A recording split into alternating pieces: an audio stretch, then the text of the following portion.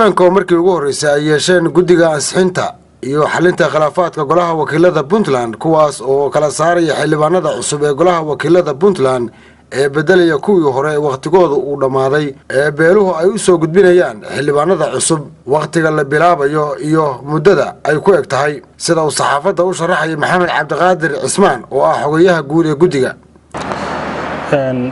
sida uu sheegay gudoomiyuhu waxaan gudoomiyaha guddiga xalinta khilaafaadka iyo ansixinta golaha wakiilada Puntland waxaan rabaa inaan ini akhriyo wargelin tixraac xeer madaxweyne lambar 192 December 2018 kuna saabsan magacaabid guddiga xalinta khilaafaadka iyo ansixinta golaha wakiilada Puntland waxay guddigu qorsheeyeen qaabka ay shaqadu u bilaaban doonto waxayna la wadaagayaan dhammaan shacabka Puntland shuruudaha laga rabo daneeyaasha xubinimada golaha wakiilada Puntland iyadoo la tixgelinayo qodobka 61 ee dastuurka Puntland oo qeexaya shuruudaha lagaga mid noqon karo golaha wakiilada dowladda Puntland kuwaas oo ah sidan inuu yahay muwaadin Puntland u dhashay muslim ah guta waajibaadka diiniga ah xilkas ah anshax wanaagsan miyirkiisu dhan yahay da'diisuna aan ka yarayn 30 sano 30 jir inaan xuquuqdiisa muwaadinnimo xukun maxkamadeed lagaga laalin 5 sano ee la soo dhaafay inuu leeyahay aqoon dugsi sare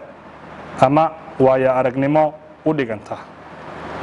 inuu keensado habraacii soo xulista xubinnimada reerkiisa inuu keensado shahaado dugsi sare ah iyo wixii u dhigma inuu la yimaado 2 sawir iyo taariikh nololeedkiisii ama dadku sida u yaqaaniin CV-giisii qabashada araajida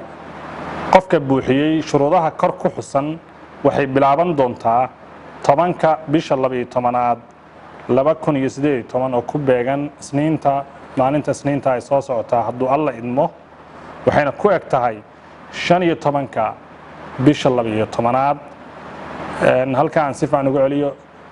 araajida iyo qaabilaadda dadku waxay bilaaban doontaa 10ka bisha 12aad waxaana arjiga ugu dambeeya aanu qabanaynaa oo adkaynaynaa in kaba dambeysay tahay 15ka bisha 12aad 2015 si bisha 12aad 2018 waxaana loola dalinayahay guddiga hawlo baxad la hor yaalla si waajibaadkooda u gutaan oo shaqooyinkooda u dardargeliyaan 5taas maalmood ayaanu siinay dhammaan daneeyaasha insha Allah waxaan filaynaa in dhaqanka iyo qabaa'ilkuba ay naga aqbali doonaan waxaana la keenayaa xarunta dhexe ee golaha wakiilada Puntland ee Garowe waa howlka baarlamaanka Puntland oo shaqadu ka socoto haddana aanu fadhino goobtuna ay tahay baarlamaanka Puntland oo ah fadhiga guddiga meeshu ku shaqeynayo gudoomiyaha guddiga Caaqil Ismaaciil Barre oo dhawaan uu magacaabay madaxweynaha dowladda Puntland ayaa dhankiisa isna saxaafadda la hadlay oo faahfaahiyay qaabka ay u dhacayso habsami u socodka hawshu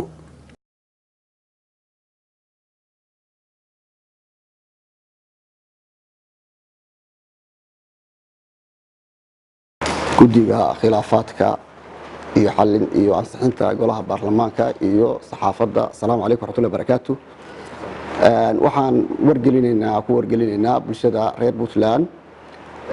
in ay fadhigii koowaad isugu yimaadeen kulana waleegeen xilkoodii guddigu ayna gudagaleen shaqadii ay xilkii loo idmaday ay hayeen runtii waxaan rajaynaynaa inaanu qaban doono shaqo hufan oo dadku ay ku qancaan Allah subhanahu wa ta'ala na wala kaalmaysanayna idinkuna noogu duceeya waxaan kale oo halkan ka soo jeedin doonaa wargelin ku aadan xubnaha soo xulinta soo saarista xubnaha baarlamaanka shuruudo ay leeyihiin oo halkan laga soo jeedin doono oo aan idin akhrin doono. waxaan rabnaa inaan u sheegno bulshada in ay shuruudahaasi marka ay dheehdaan ama dhegaystaan ama akhristaan ay runtii ku dadaalaan siday u soo dhammaystiri lahaayeen shaqada wakhtigeedana ayan uga dib dhaceen. guddiga kani waa guddi u dhaxeeya murashaxiinta iyo bulshada reer Puntland dhammaantood inay u shaqeeyaan wax badan oo runtii hawlo u yeelna ay qabtaan.